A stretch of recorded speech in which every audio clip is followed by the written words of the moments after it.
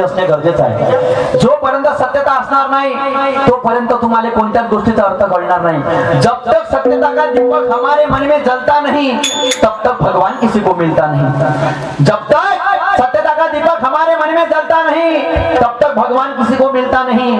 भगवान को पाना है तो भाव और भक्ति में ढलना पड़ेगा और नेकी ठिकाने तरी भगवान तो क्या भगवान के बाप को भी आना पड़ेगा.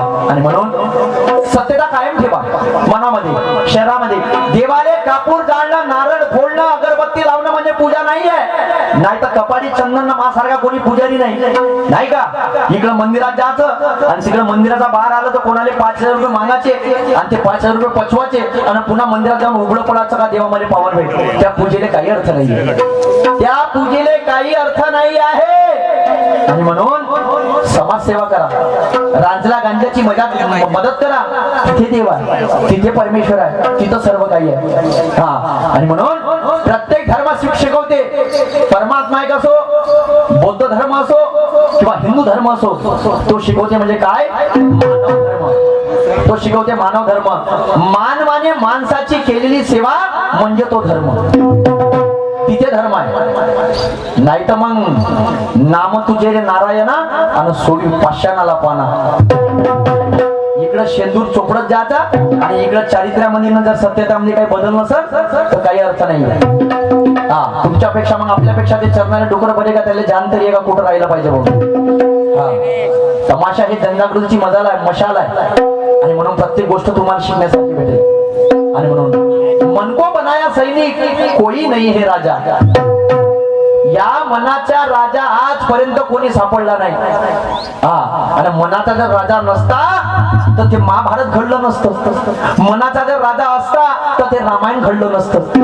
मनावरती रावणाने ताबा केला असता तर सीतेला आणलं नसतं. मनावरती जर कौरवाने ताबा केला असता तर तो राजपाट त्यानं मागितला नसता.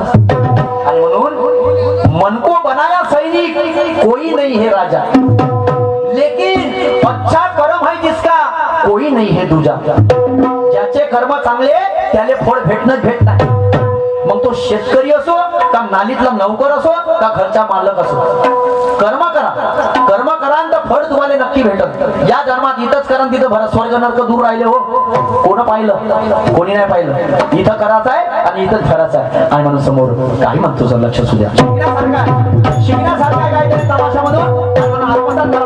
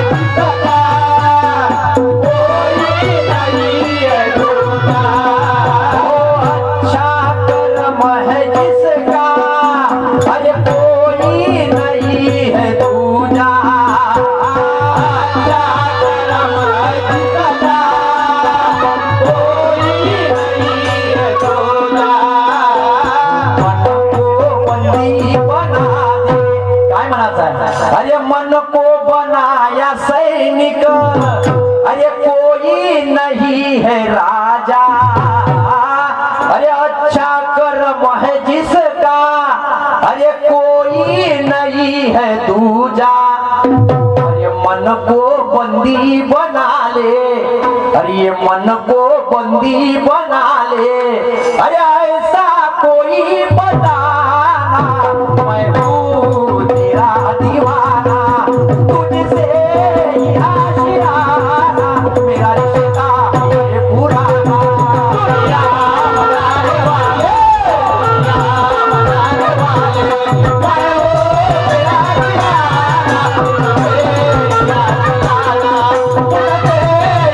दीवाना, तुझसे ही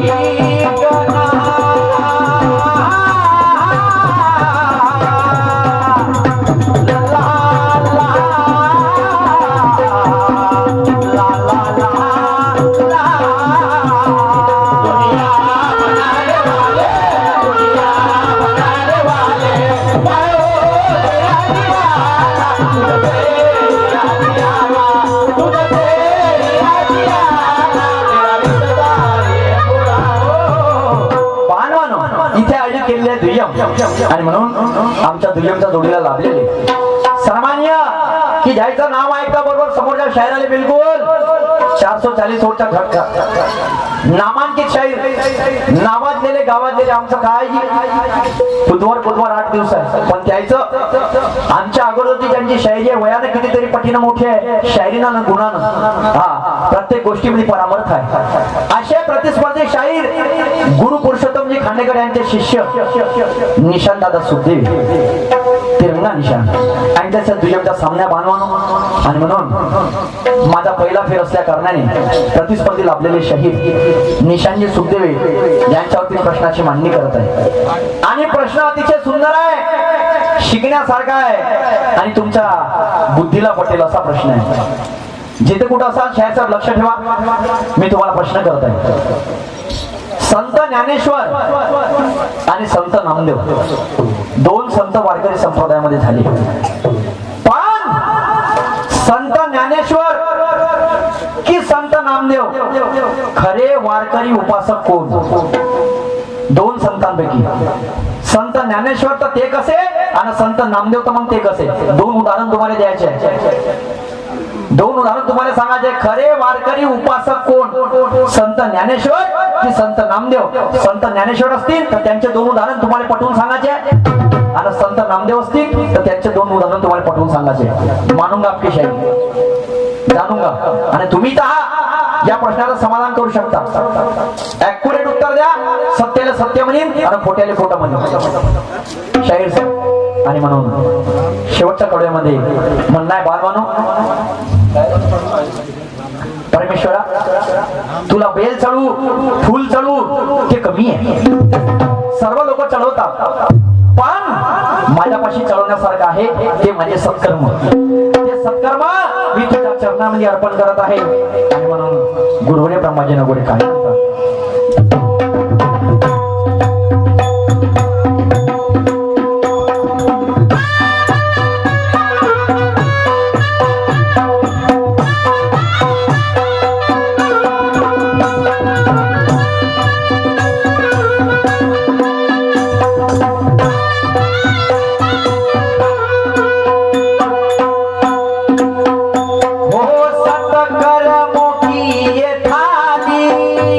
अरे कर